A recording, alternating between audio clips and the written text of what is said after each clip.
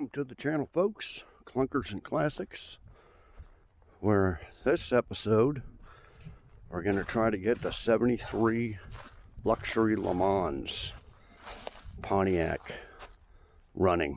See if she runs. If you're new, I bought 3 cars off a couple. They've been sitting 25 to 30 years. 73 Mustang convertible, 69 Mercury Comet, and then this one. And I bought them all off of them for $300 each. I sold the other 2 for $1,500 each, so made a pretty good profit. They're all the same, basically one owners, parked 25-30 years, ran when parked, and that's all I know about them. So we're gonna see if this one runs after. I think this one was parked 20. This is the youngest one, 25 years ago. The Mercury had been parked since '93. So 2000, 25 years ago. Okay, I do have another window from a 77 Chevelle parts car.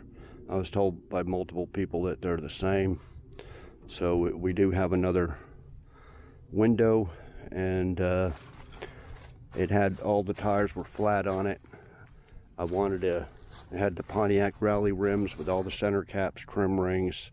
I took them off while it was on the trailer because they were all flat, and I want to use the rims on my 74 GTO. So I just put these ones on there for now.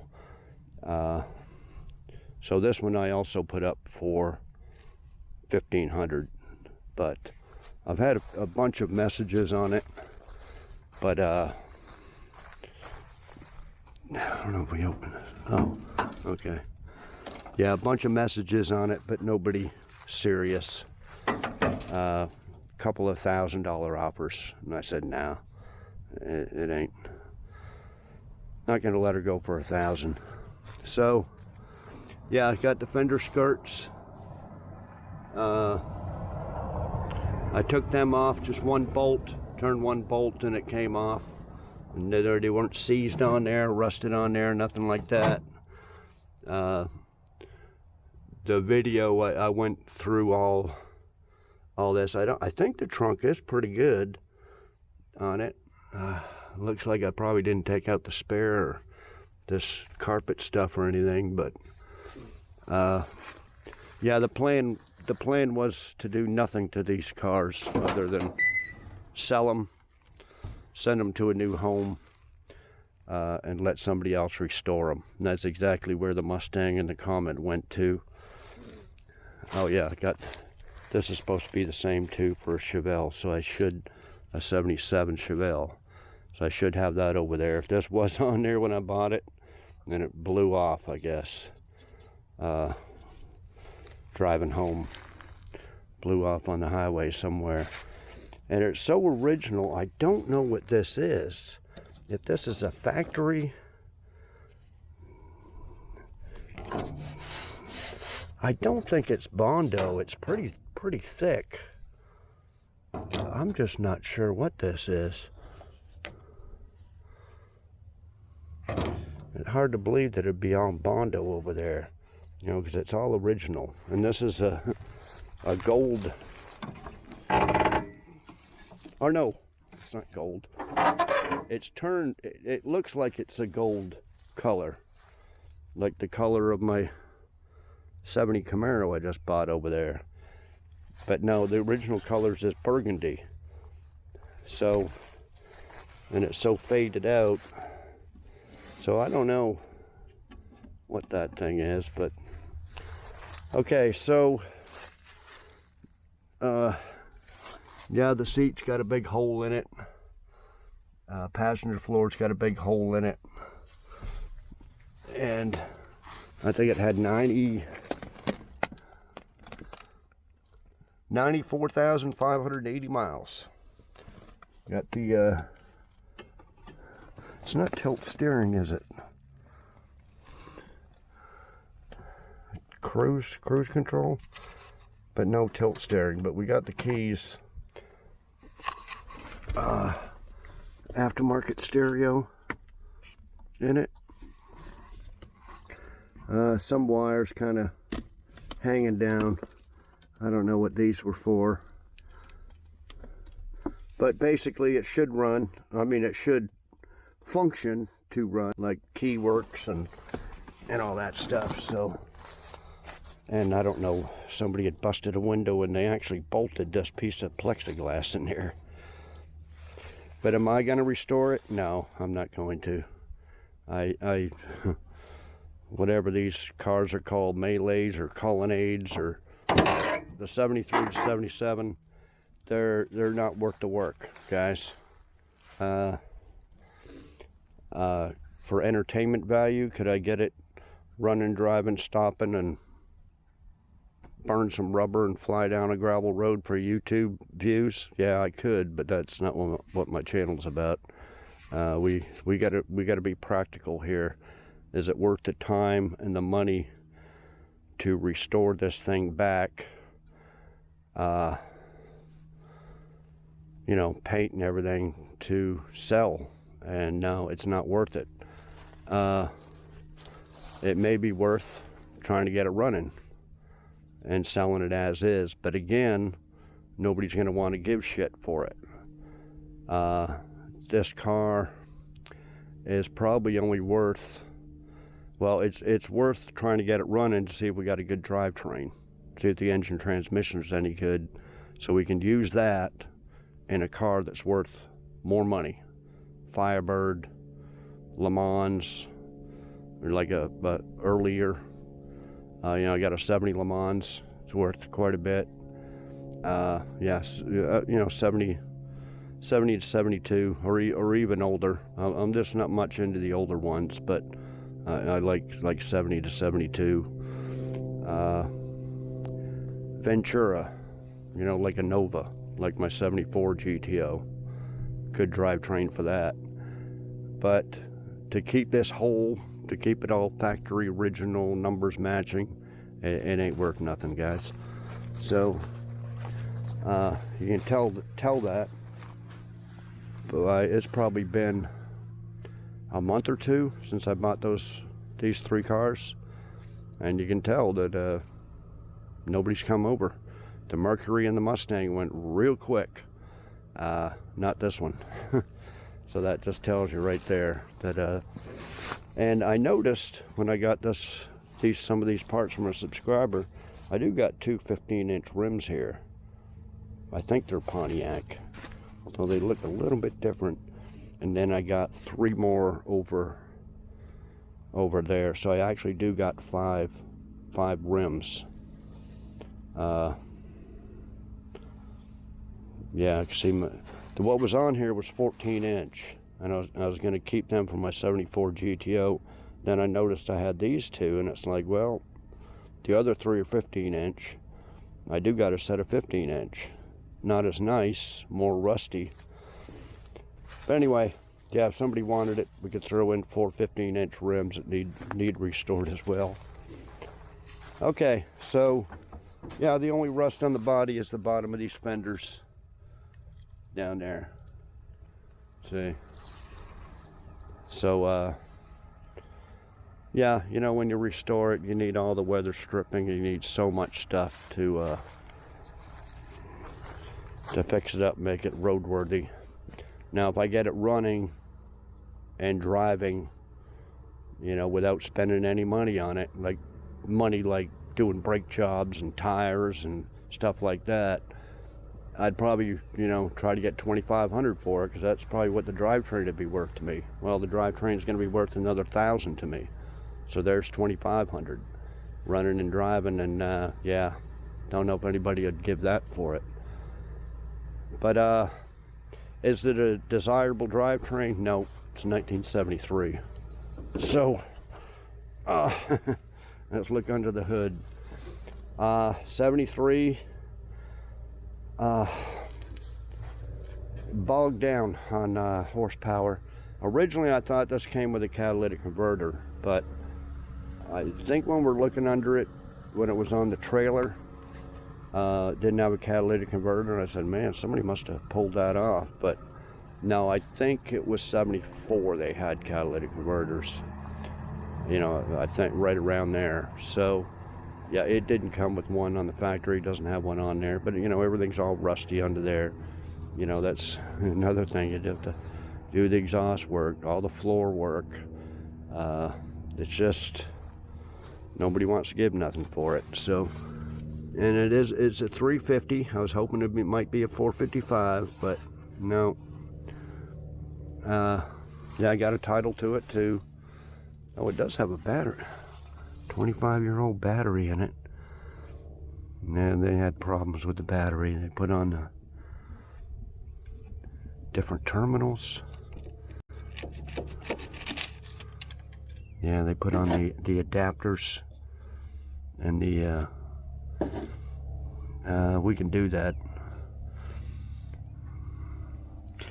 I got a couple of batteries. Okay, so yeah, there's the cruise control stuff. Might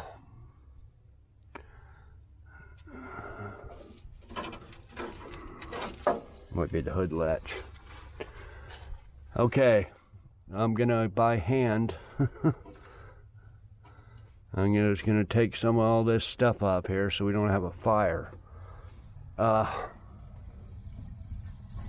There's original compressor. She's seized up. I'm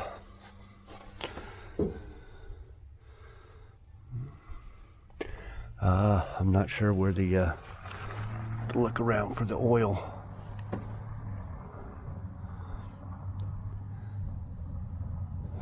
Yeah, so the good thing is it's got the air cleaner on it, so it probably kept the rats from getting through there, unless they came in here and busted through the filter, made a little home down in the pistons, but or the heads.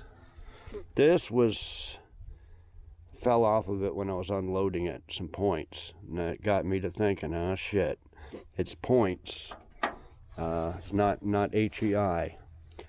So the thing I don't have is I don't have any points. If these ones are bad or rusted or something, broken, we don't know why it was parked. It could have been parked because of something like that, or it's got two wiper motors in the back seat. You know, I'm assuming one was good and one was off this car. We don't know which is which. And the other thing I don't have is the spark plug wires for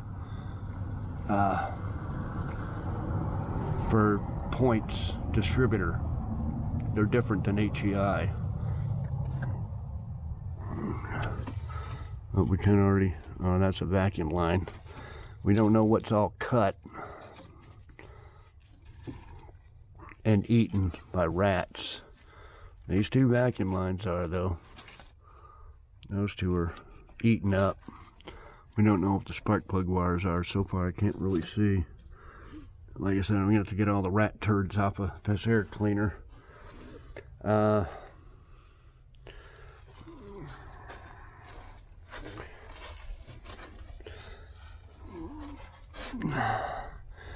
Okay, well, let me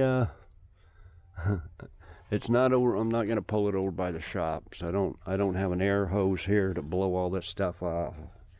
I'm just gonna clean most of it out by hand, and we'll undo the air cleaner, check the oil. I think what we'll do is we'll just make sure there's oil in it, and then put a battery in it and see if it cranks, instead of screwing around trying to get a socket under the harmonic balancer and doing all that. We'll just see if she cranks, or if it click, and then if it's seized up, we'll just have to take all the spark plugs out, fill them with oil and acetone and transmission fluid and all that stuff, and let it sit for a day or two, try it again. But as far as doing a Mortski on this and taking the thing out and taking all the heads off and borescoping the cylinders and and taking off the heads and beating on the valves and just to get it running for a YouTube video. No, we're not going to do that. If she don't run or turn over, if it don't turn over, then screw it. I'm not going to be taking the engine apart. It's not worth it. It's not a, you know, in my 74 GTO, it came with an engine like this. You know, it's under 200 horsepower, 160 horsepower or something from the factory. But I got a 1970 455 in there, and it's 370 horsepower from the factory. Big difference between 180 and 370. And Pontiacs are all the same size. Okay, it's not like a Chevy where you got a small block and a big block. Pontiac engines are all the same size and weight, that type of thing. They don't have a small block, big block. So that's the thing with a Pontiac. You can take they're all the same. So whatever it is, 455, 428, 3. I'm forgetting all the Pontiac there. 350, 455, 428, the 326. There's a few other ones I'm forgetting, but yeah, they're all the same. They'll all bolt right in there with no problem, and everything will fit from another engine. You know, all the brackets and stuff like that. So that's the beauty of a Pontiac. But is this engine worth? It's only worth something if it does run good, and you got a, you know, non-muscle car that you don't care about the horsepower. You just want a factory V8 in there. Well, that's all it's good for. So it ain't worth no big bucks or nothing. So we're not going to be screwing around with it. But we'll see. We'll see if she turns over. And if it actually turns over, we'll check for spark, and we'll get disconnect the line to the fuel pump. I have to remember where everything is. I think it's right down there. And run it to a gas can and see if she pumps up fuel. We'll check this carburetor out and all that. So anyway, let me clear some of this out here with I'm just going to take my hands and just any pieces of carpet. Oh, there's the oil right there. I guess we can check the oil. Yeah, it's full.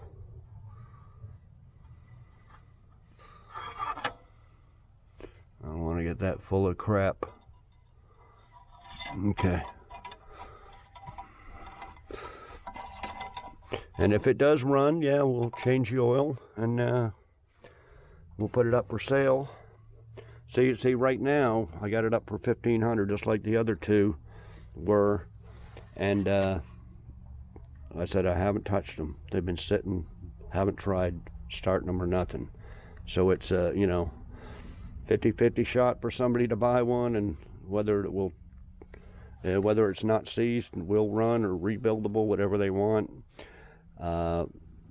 Now with this thing here, if it is screwed up, well, I'm gonna have to tell the potential buyers. So yeah, so then what's a 73?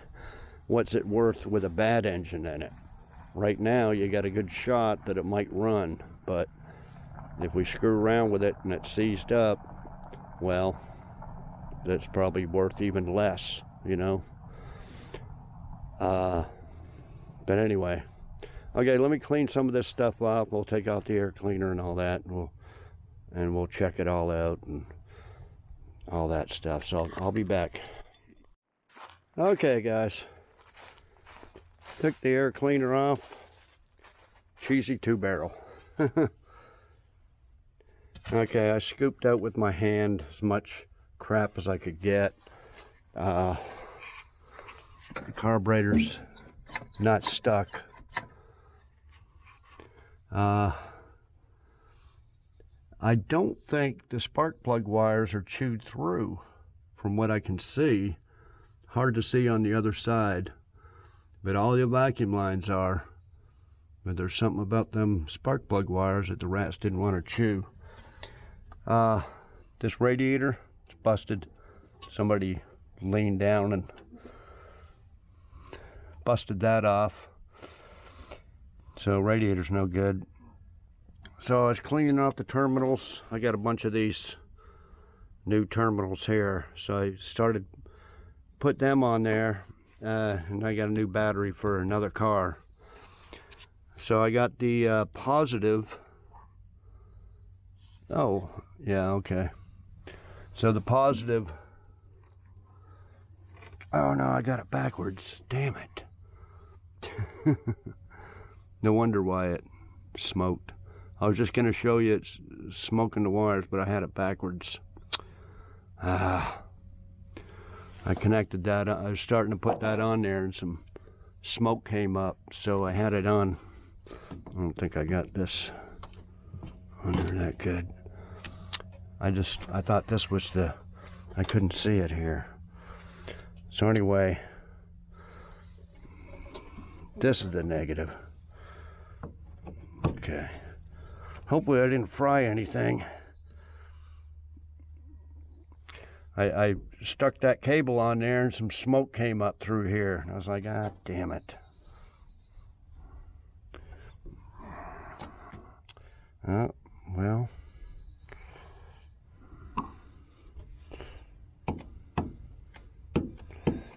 She's doing something there.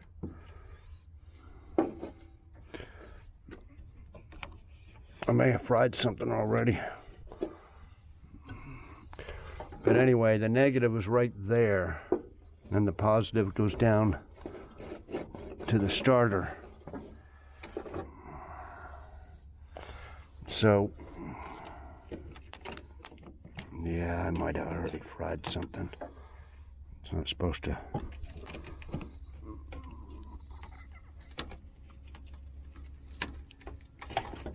Let's just try that. No, it's not gonna. Let's just see what it does.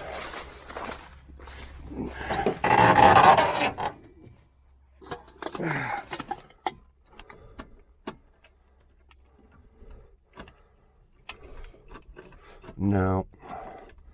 Damn it. I can't believe I did that. It might not be. Oh, it's already.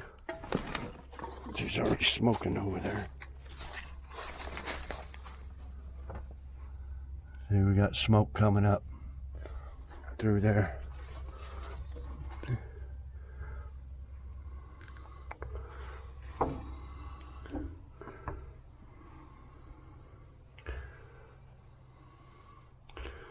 Like it's coming out of the alternator.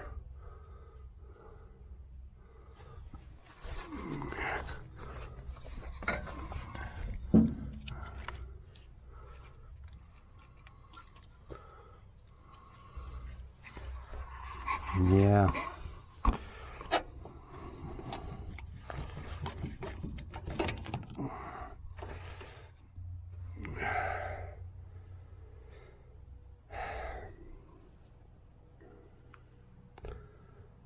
Well,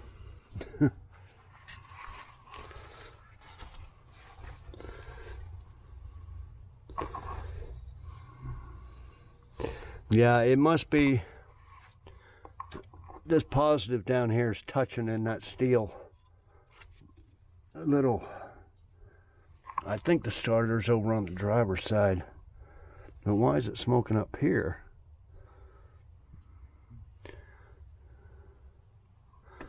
Well, unless the wires ate something here. Yeah, she's hot. She's hot. So it goes here. Where's it going? It's going underneath here.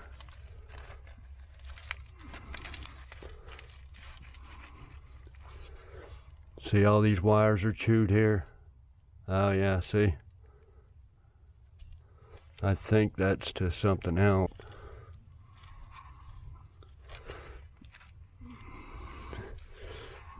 I would think there's some more wires going down here.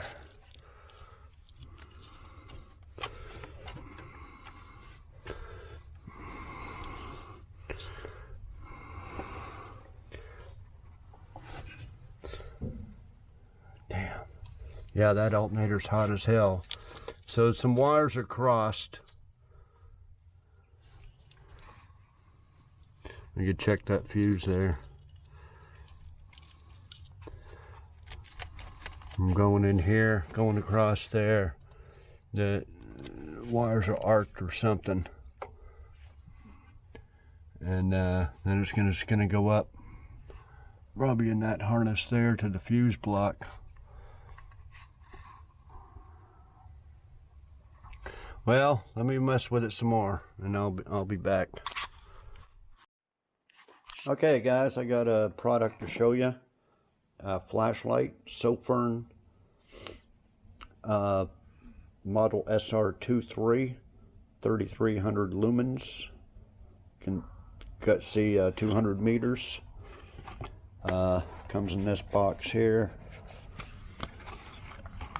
It's rechargeable. Got a user's manual, a charging cord, a little cord to hold it with. Okay, it's waterproof. It's got the a light and then a UV mode. Okay, so when you go outside, it's dark now, and you can dim it. You hold the button down to dim it, like that, and push it that way to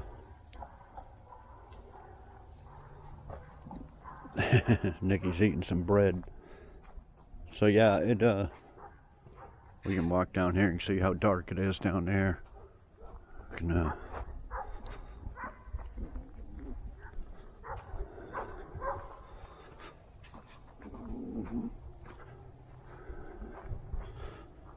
I threw out some stale bread for the raccoon, but Nikki's eating it. Yeah, if you need a flashlight, that's it. I'll put a link in the description below the video.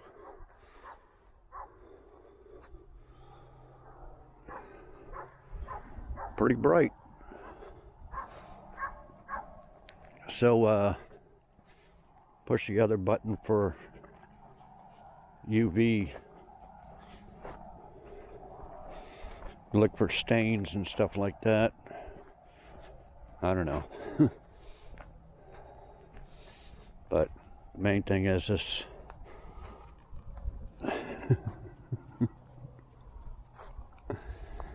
Well, okay, check them out, guys. Everybody needs a flashlight. Got a little clip here you can put on your pocket or something. But yeah, it's going to come in real handy. Okay. Okay, guys, next day. I'll show you what I've been screwing around with here. She's a mess. A real mess. The rats may not have liked chewing the spark plug wires, but they sure did like chewing the wires.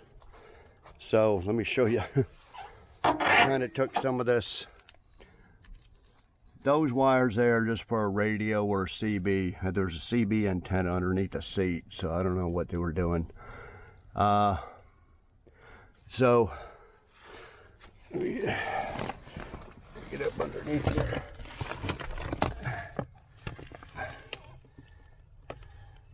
You see the those are the headlight wiring there, and up there farther, see how badly chewed they are? So the key doesn't do nothing. See, there's orange wire there chewed up. That's like the neutral safety switch or something. That wasn't plugged in.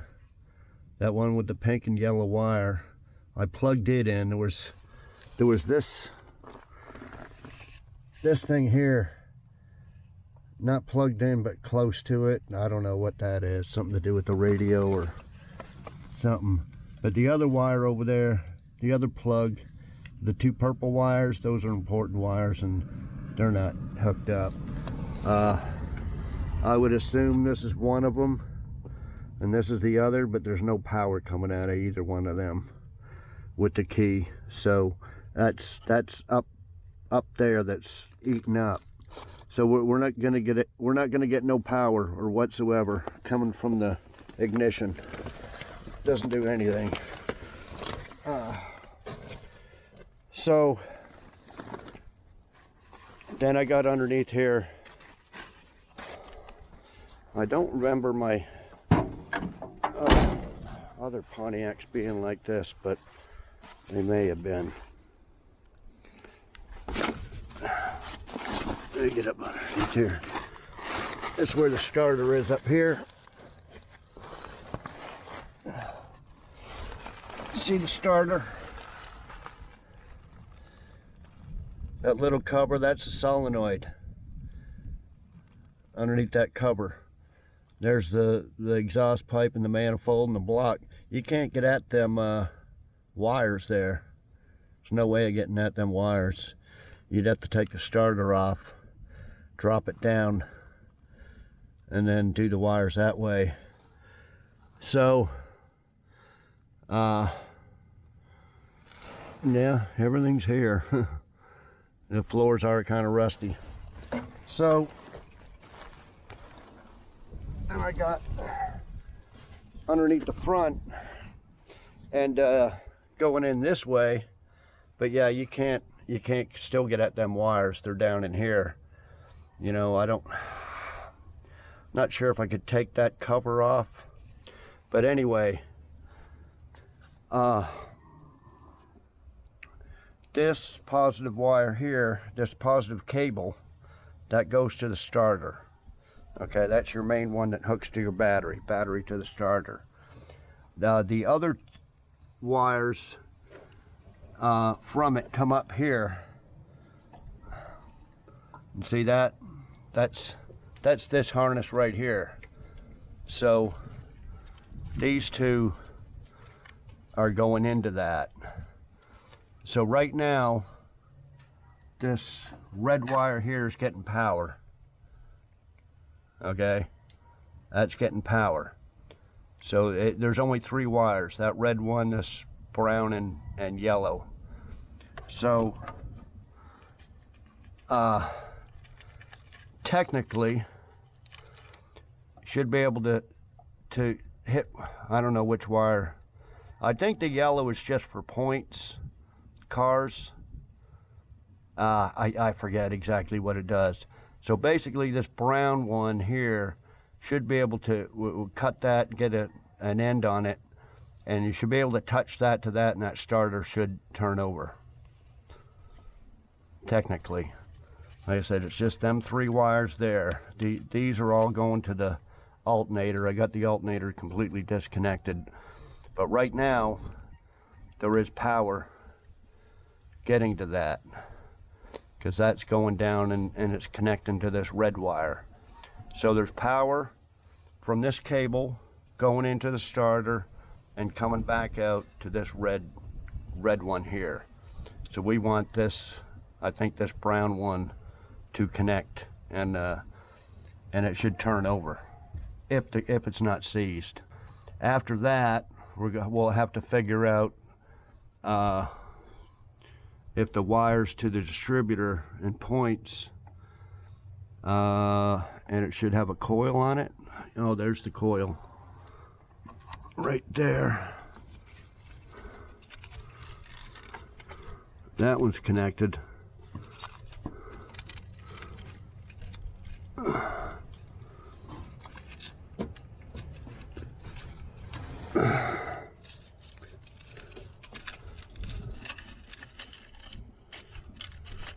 That was, we'll have to clean out some of this.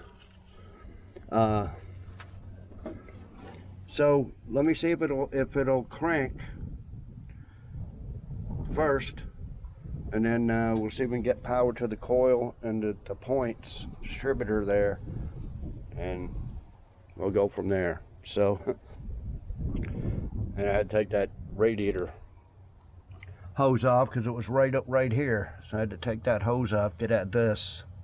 I hate to tear up this wiring and stuff, but you know, I'd rather just leave it all alone and sell it to somebody and let them do it. But here we are. Okay, I'll be back in a minute. Okay, I just tapped it on there and it clicked. So let's do it on the camera. So I'm gonna. That belt just snapped.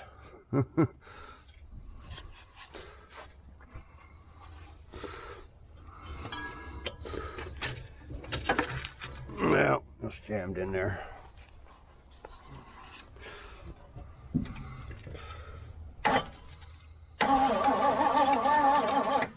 Boys, these cranks, as Dalton from Pole Barn Garage would say, it'll run, it's a Pontiac.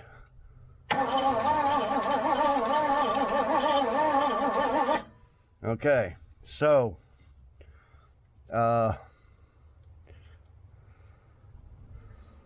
you gotta figure out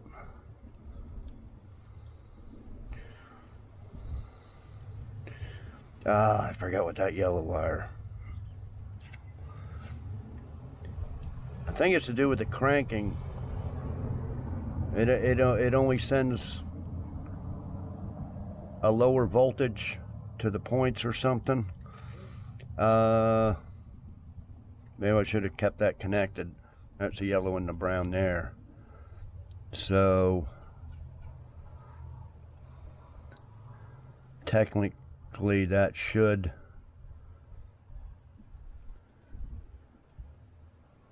I know I could look it up, guys, but keep power to that and then just use that to crank, and once it starts it comes off and this stays on power. I think that's what it is. Neither one of them was getting power before I cut it. I should test it. If I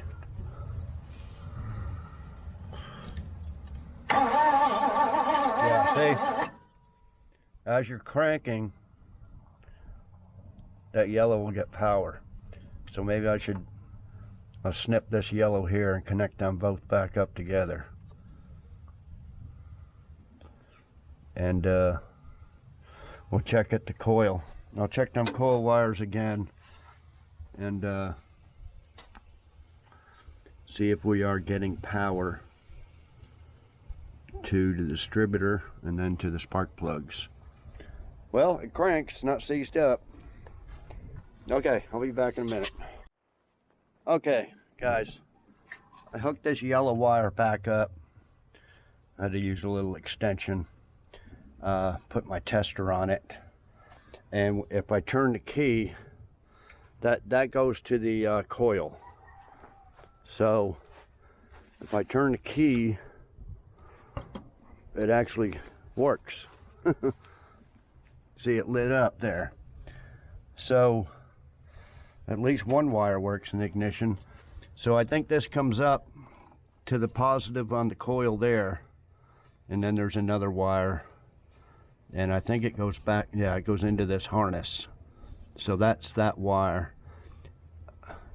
That wire there is this one, and then the other negative goes into the distributor, and it's not eaten up. I think that's the only wire going in the distributor, I'm not sure. So I took an old spark plug and we're going to test it.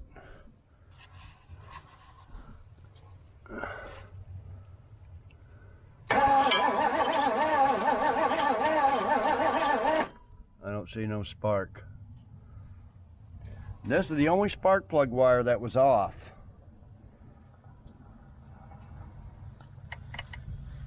It goes to number 1 here.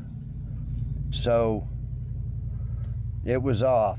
Like, I don't know, did somebody try to start it a while back? And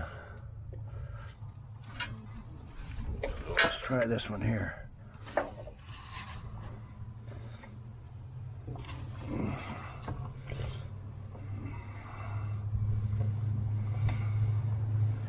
Hang on.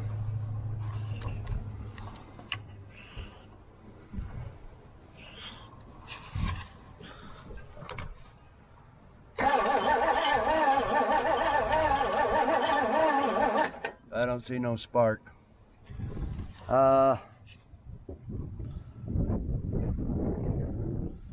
So let's take the distributor cap off and take a look at them points.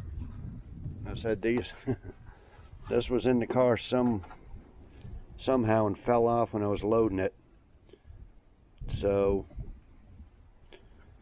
we'll check it and give it the Morchke flick. Okay, yeah, let me take off the cap and we'll check it out. I'll be back. Okay guys, there's the cap. It looks good.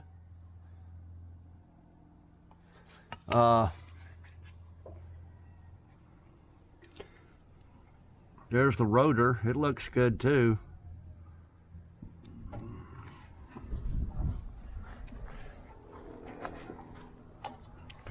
So, and there's the points, and they look good.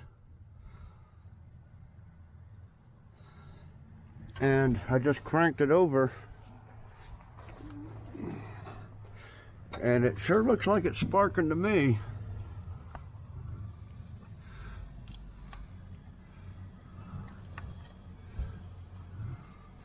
You see him there?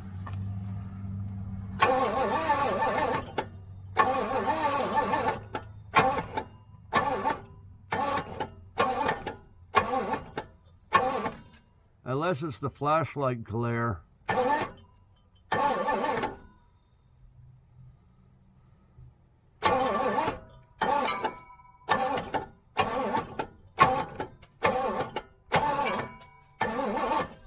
Unless it's an intermittent spark.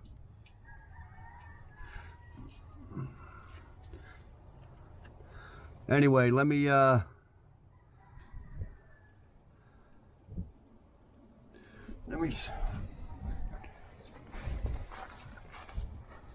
I can't remember how many. All I can feel under here is one wire right there. See, and it goes up. It's up here to the negative part of the coil. You can see it wiggle. That's all it seems to me. It's got the two wires here, but there should just be a ground. No, that's it there.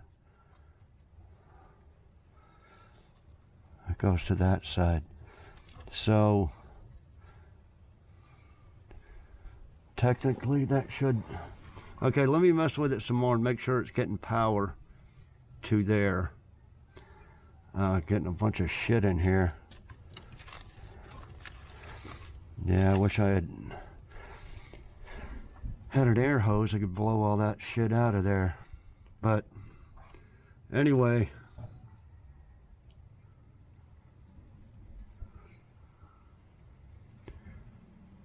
oh shit, is there?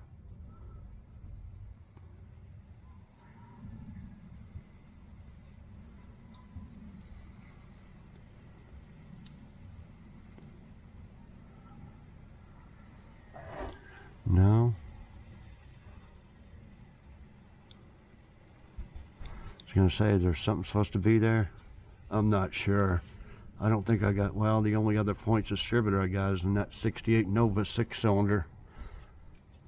The rest of my cars are HEI.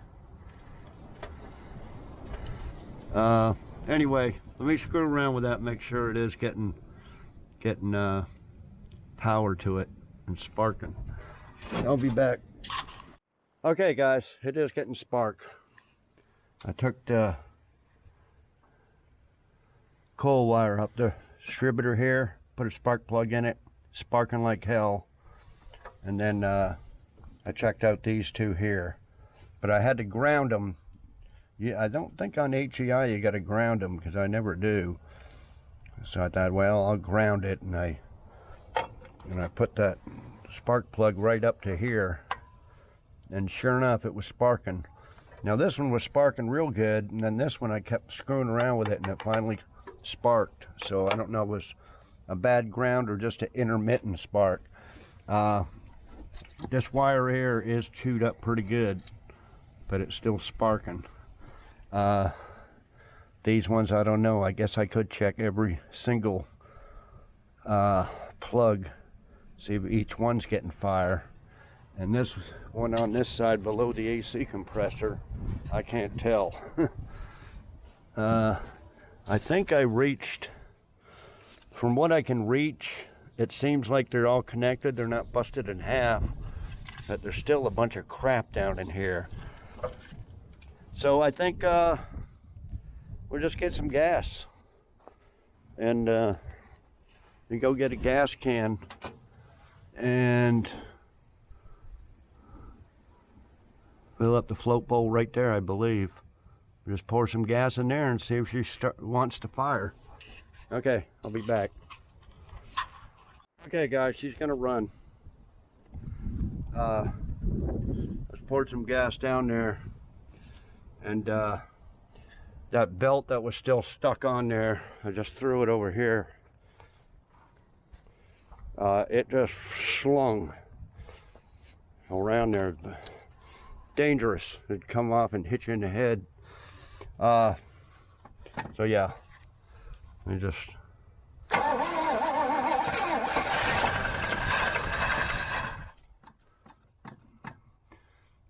see, I don't want all that rat shit flying down the carburetor.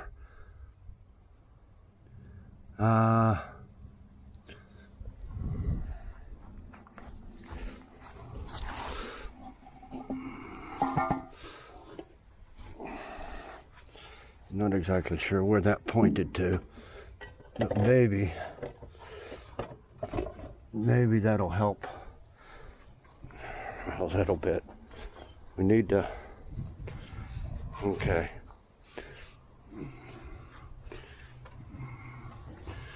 I know I need one of them little squeezy ketchup bottle looking things.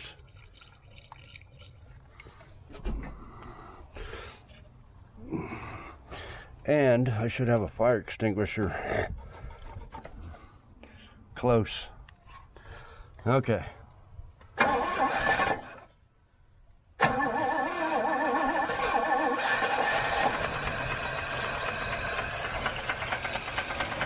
A little bit of a lifter knock or something.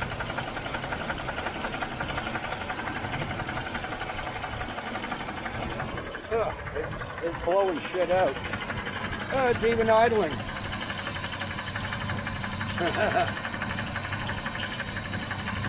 Yeah, I think those are just the lifters. It's had a 25-year nap, so you gotta wake up.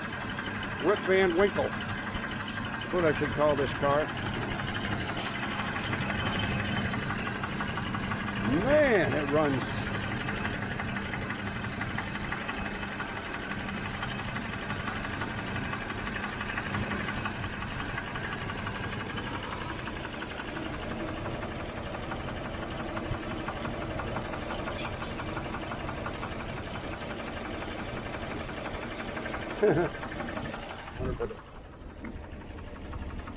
Yeah, it'll turn off with the key. It just won't start with the key.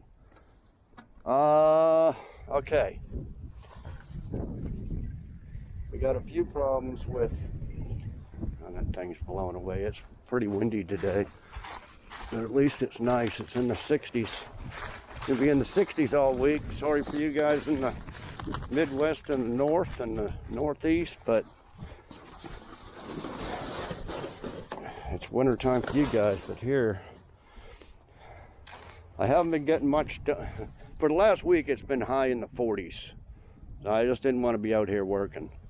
But this week, it's all in the 60s. So it's warm enough, even if it's windy, to work outside. And yeah, I'm trying to get the 81Z28. I gotta put a starter on it. That'll probably be next video. And then get that out of the way so I can pull cars in the garage when it gets a little cooler. And we're gonna do the hail damage on that Mustang. And anyway, just so I can get some work done in the shop and get a heater going. I got a couple of heaters, so we need that one car out of the way. Okay, so for this car, okay, something's wrong with this alternator. It just smoked like hell.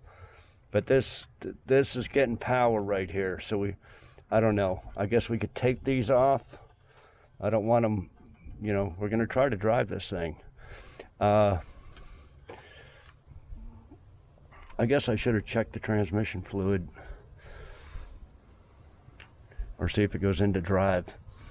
Yeah, let me just take these up. I was going to get another alternator because I didn't know whether these had to be hooked up, but let me just get some tape, take them up, take this up, because we're gonna, if it stalls or something, we're gonna have to get out. And so, and we can run it with the air cleaner lid on there, but what we should do is the fuel pump is, oh, I should have left it jacked up.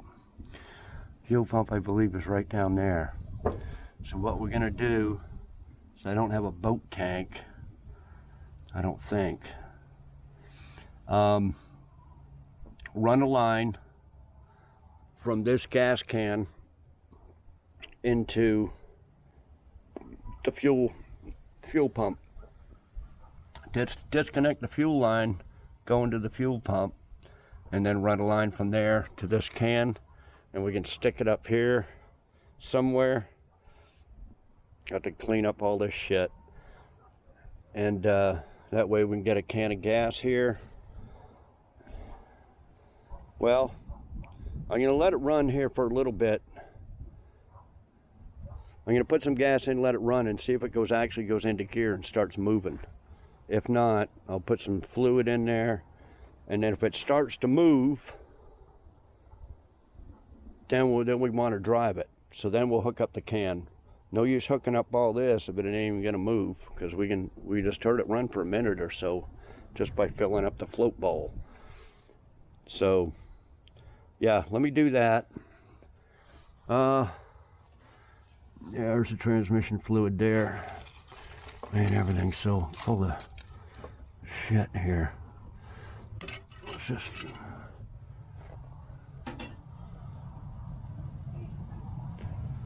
yeah, well,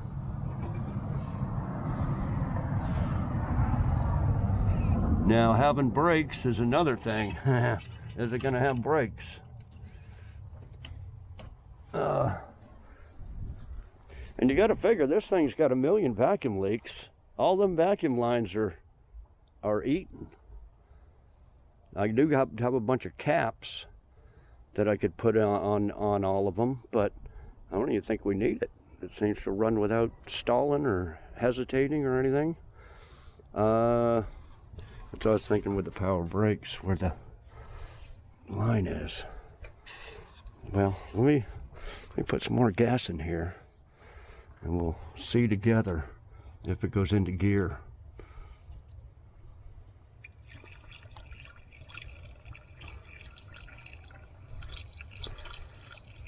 Okay.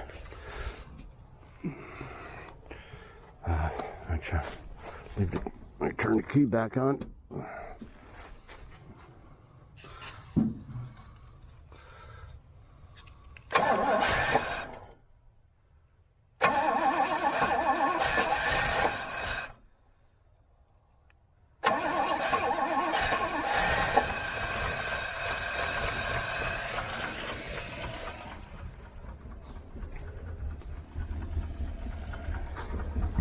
Accelerator work.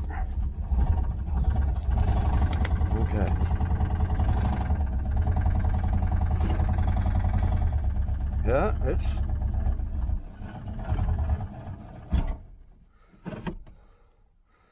Yeah, it started to move. It may need a little fluid. Okay, let me mess around with it and I'll be back.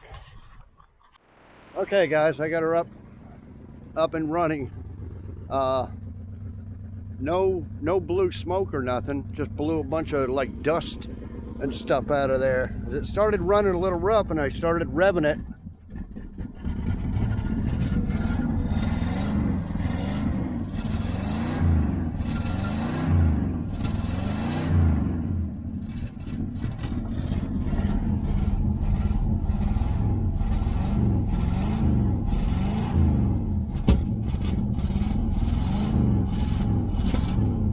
Yeah, as them rats, they like to get up in the exhaust system and the mufflers and build nose houses.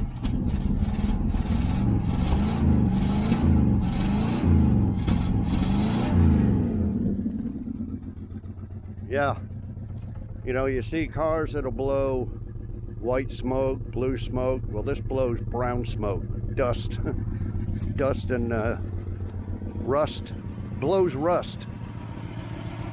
Okay. So yeah, it sounds a lot better now. So I'm pretty sure it's running off the tank now. I'll show you. Now you can see that. It's a fuel pump there. I just put that line. The other line, a bunch of old yellow gas came out of there. So it was starting to suck up shit from the tank. 25-year-old gas. And as you can see, it's pointed right to the harmonic balancer. So this is, I was going to put a zip tie. I don't know if it's long enough where I can get it all the way up here. Strap it on the bumper or something.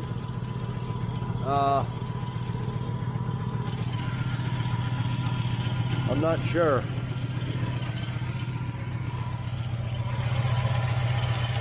There's coming out of the thermostat. So that's the problem. We're not gonna be able to have it running very long because got no water and a busted radiator right here, so we can't even put no water in it. And once it gets hot, it's gonna start catching all them leaves and stuff on fire. So I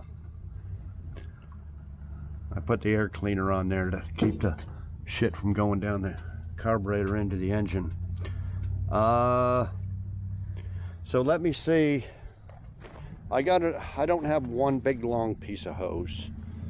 I got another long piece, so we'll have to strap this up here somehow and maybe connect two lines together, and then I guess if I can get it up by the shop, we can blow off all the crap on top of the engine so that don't catch on fire, and then drive it around the property.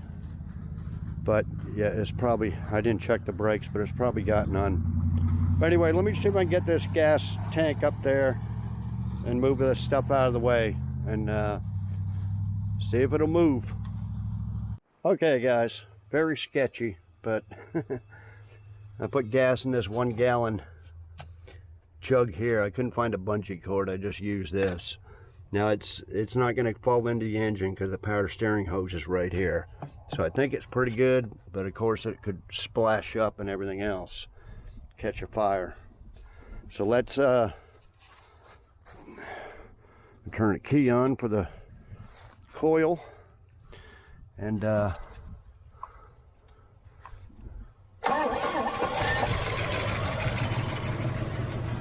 close the hood a little bit.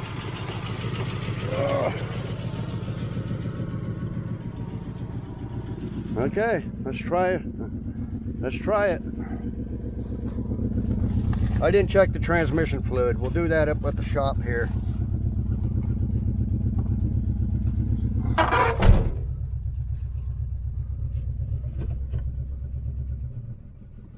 That went into gear.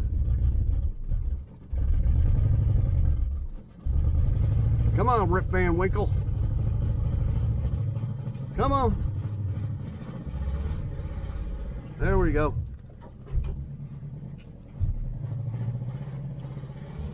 I know the brakes aren't stuck because it came on and off the trailer pretty good. The brake pedal's stuck up. Hey, it won't even move. That's okay. It's not like that Camaro 80 Z28 that just took off when you put it in drive. At least this way we can.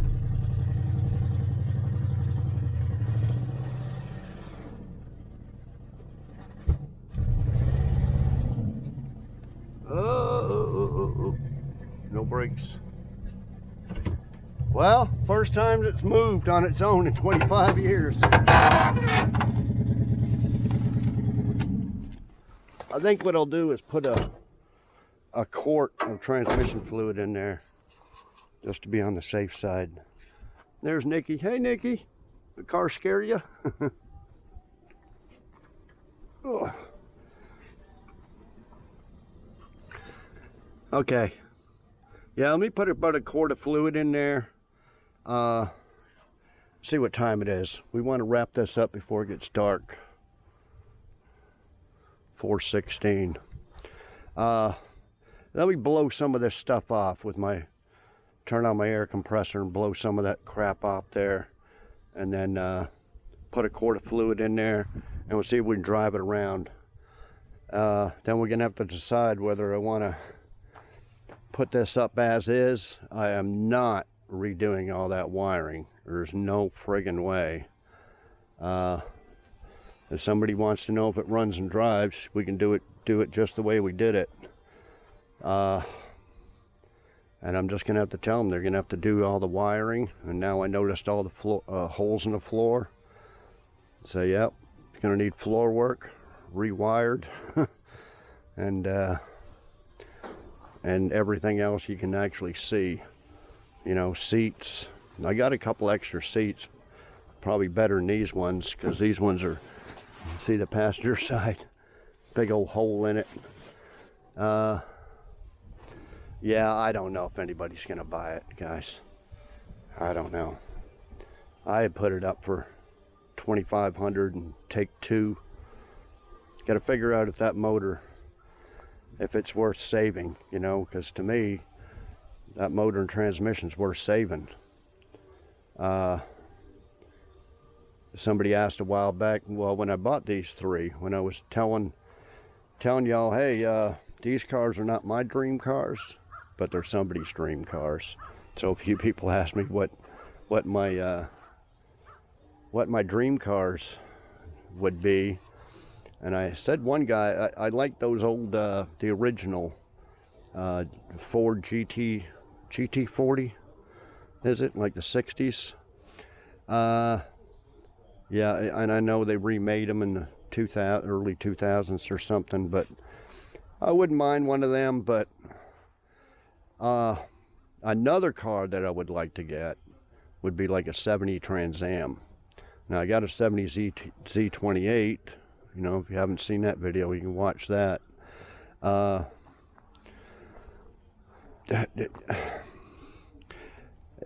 my dream car, but a car that I would like to add to my collection, put it that way. I think my ultimate one would probably be a 70 GTO.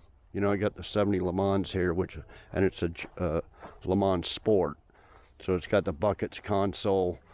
The guy told me it was a 400, even though it had 350 emblems on it.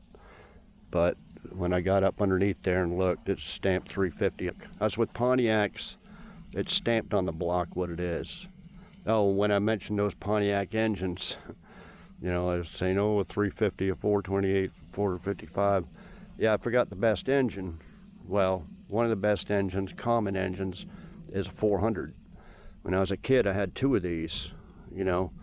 I bought one for 200. I think I bought the other one for 200. But anyway, they both had the 400s in them, and man, they were screamers. They were just very, very fast, much faster than this 350. This has all been rebuilt. This car was all rebuilt and restored. That's the way I traded for it. It's okay, but it's not no 400. So I don't know if it's the original engine or they swapped it, but it doesn't seem like it's real fast. So I would like, one of my dream cars would be a 70 real GTO with a 400 in it, or possibly a 455. That 455 in my 74 GTO, that came out of this old 70 Pontiac Bonneville, 370 horsepower factory. Yeah, one, but they're hard to get, and that's 1970 was the first year of the 455s. So after, it's like I was looking up stuff on the 70 Camaro, the 70 Z28. 70 is the pinnacle year, guys, for just about any car for horsepower. That 70 Z28, they GM rated it at 360 horsepower, but they underrated it for insurance purposes and all that crap. Because they were built to compete in I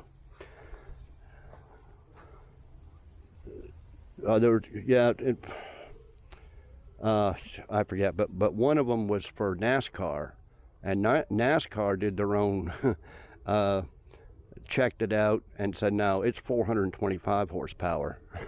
So 425 horsepower from the factory is pretty damn a lot. So what happened? That's the pinnacle year. After that, it all went downhill. 71 cut down, and then you come to 73, 180 horsepower, something ridiculously stupid, right? So when you had a 1970 455, that was the pinnacle year. After that, the 455s went down in power till you got to mid 70s, and they probably weren't much more horsepower than the 350. So trying to find a 1970 455, it's the holy grail of Pontiac guys. I mean, you could get you can get $5 grand for a 1970 455 rebuildable one. Sell it to Pontiac guys. So I got a $5,000, and this one runs pretty damn good. And that's, I got a $5,000 engine in that, or it's probably worth more than that, since it does run. So yeah, one of my dream cars would be a 1970 GTO with a 455 in it, but I'd settle for a 400. So what was I getting to? Oh well, a 70 Trans Am, or you know, I don't know what year to 73. I guess like the Z28, 70 to 73 were the same looking. One of them would be nice, and if I got one, here's the drivetrain for it. I know, low horsepower, but at least it's there and it's running, and it could be rebuilt, and it could be, I forget what they do to these now, because I belonged to a Pontiac group when I had that 74 GTO years ago. When I bought it, I got a shitload of parts from that. See, it originally came with 350, but this guy spent a couple $1,000 buying a whole rebuild kit for it, to de-stroke it. It's a de-stroke kit. So you would de-stroke the 350 to make it a 455 or something, and a ton of horsepower and all this stuff. It had all the pistons and the bearings and the, you name it, all new in the box and the trunk. So I sold all that to a guy in Florida for half price. I forget what it was. I think I sold the parts for like $1,800 because they were worth like $3,600. And man, he paid it. So that's what he was going to do to a 1974 350. You can do the same thing here. You can rebuild it. But anyway, I'd have an engine, I'd have a transmission to put in, if I can get one, 70 Trans Am, possibly even a Firebird, or an old one here, 67 to 69, right, like a Camaro. I like those Firebirds too. Trans Ams, well, probably wouldn't find a Trans Am. They're very, very rare. But yeah, if I pick up some Firebird, there, I got a drivetrain for it. So is it worth hanging on to just for the drivetrain? Yeah. Well, it's worth hanging on to instead of selling the thing dirt cheap for, you know, 1,500 bucks. Now that I know it runs, 1,500 bucks is a steal for a drivetrain, Pontiac drivetrain. So, yeah. So that's what I got to think about. Let me know what you guys would do. But in the meantime, it's about to get dark. Hey, turn on my compressor, blow all this shit out of here, put in a quart of transmission fluid, and we'll drive it around. And I think I'm just going to park it up here where the Mustang and Mercury was that I sold. That way, if somebody comes to buy it. But okay, I'll be back. Okay, guys, I put about a quart or so of transmission fluid in there. Blew off most of the stuff, but anyway.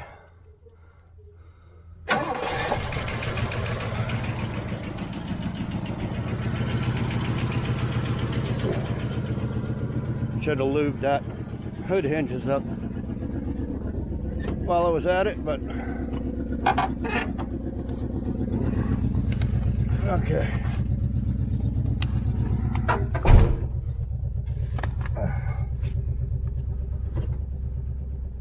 Oh, you wanted to check reverse.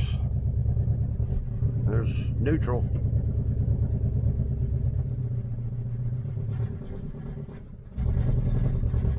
Yeah, it's going in reverse.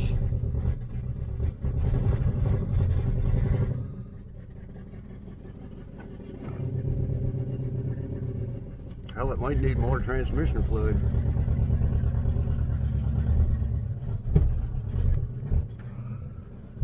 I put some plugs on them carburetor. I don't know if I got them all, but I'm amazed that it runs as good as it does with sitting 25 years. Especially that carburetor.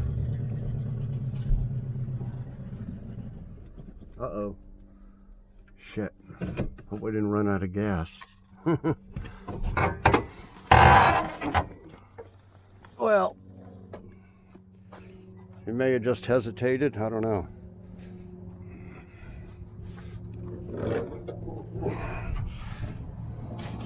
No, it's out. Gas guzzler. Okay, well,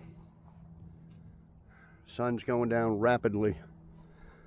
I'll put a little bit more gas in it. Yeah, I think I'll just park it right here, and park it here. And if nobody buys it in a month or something like that, then screw it. I'll keep it and park it back over there somewhere anyway.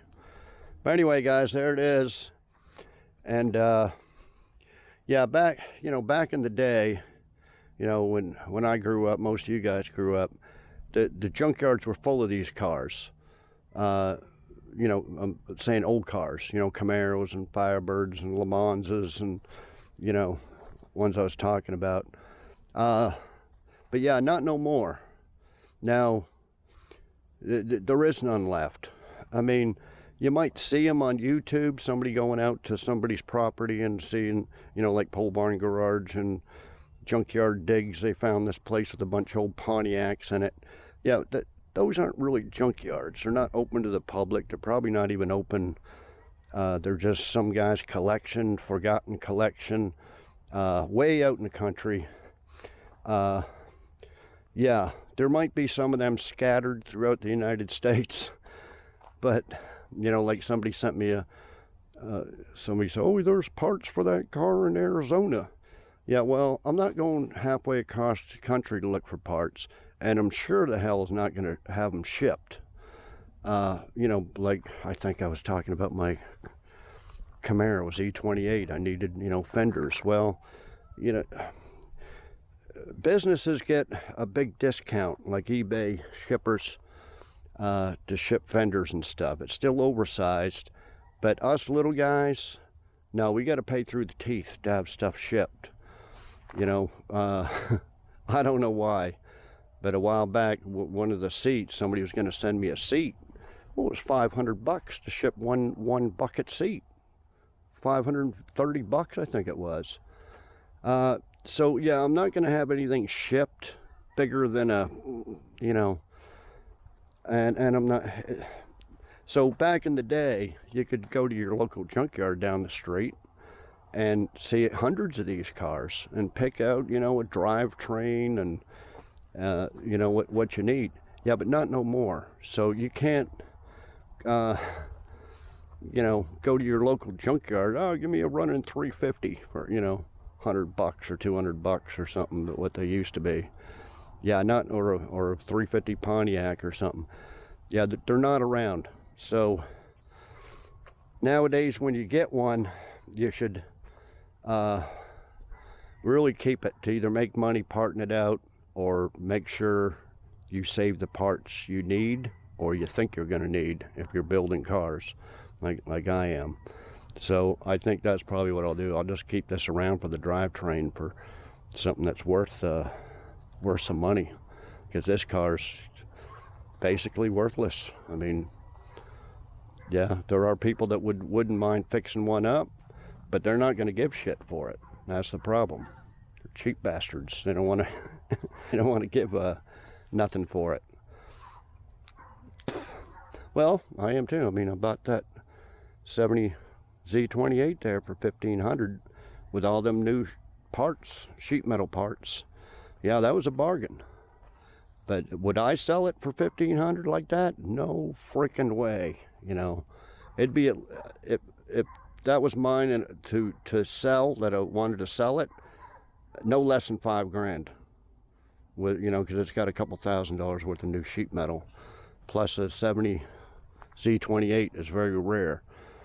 So yeah, now do I think those are worth $5,000? No. Like I said, I might put it up for like $2,500, and you know, I don't know, like take 22 or something for it. So if any of y'all want it, you're just gonna have to pay, because, and it's got a title. So, you know, you don't have to spend hundreds of dollars to get a title. It's I already got one. So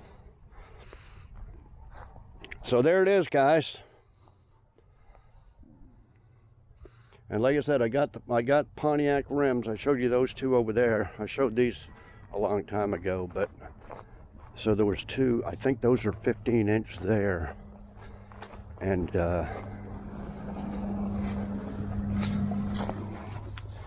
I think these are, I don't have my glasses on. Are they? Yeah, it is 15. There's three there. So 5 rims will be included. 5 15-inch Pontiac rims will be included. Whoever wants to buy it.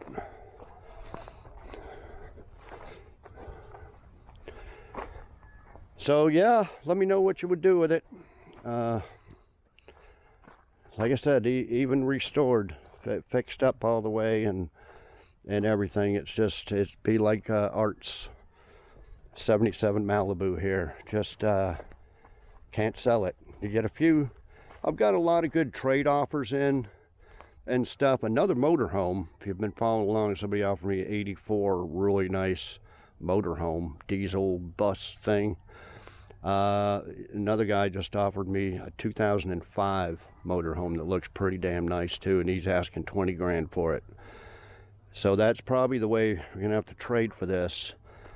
But the amount of work to get something like this and trying to sell it for cash, no, you can't make no money on it. So it'd be the same way with this one. Why do I want to spend all my time restoring this and to make, you know, $5 an hour? But if it's your dream car and you only got one car, like most people probably just have 1 or 2 hot rods, yeah, if you're going to keep it forever. But for me, even though I keep mine, I always got to make sure that it's worth my time doing it if I ever do want to sell it. So that's why I got to keep in mind. I can't just keep throwing money, you know, spend 20 grand on it that's worth a $10,000 car. It's not worth it. But anyway, starting to ramble too much. As I said, got the fender skirts, 5 rims. I'm going to keep these Chevy rims. I got a set of rollers now, so I can put on some junk tires if you want to have it shipped, or you want to come pick it up. We get it on the trailer and stuff like that. But yeah, I got that piece of chrome, got the driver's window, got another seat that's probably worth, I think it was out of that 76 El Camino, same color. It's ripped up, but it's not big holes in it. So if you wanted another seat, you know, whatever parts I got that will fit this, I'll throw them in there. This piece of chrome is in the trunk right here. Must have just fell off or something. There's the fender skirts, spare. But yeah, I guess that's it. Dalton was right. It'll run. It's a Pontiac. So, yeah, how many Pontiacs do I run across like this? Not very often. Not hardly at all. Or any of them, really. You know, Buick, Oldsmobile. I like a lot of Buicks, Skylarks, and Oldsmobile 442, Cutlasses, stuff like that. I like them. They're not around though, guys.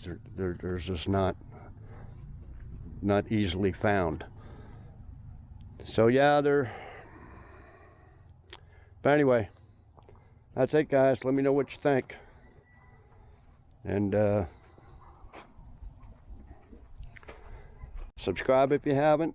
Like, comment, share. I'll keep you all posted if you know, if this thing sells or something. I'll mention it in a video, so stay tuned if you want to find out what's going on. Or like I said one video, it was funny because I says, well guys, you never know what'll come in. You know, tomorrow I could find a something car could come in.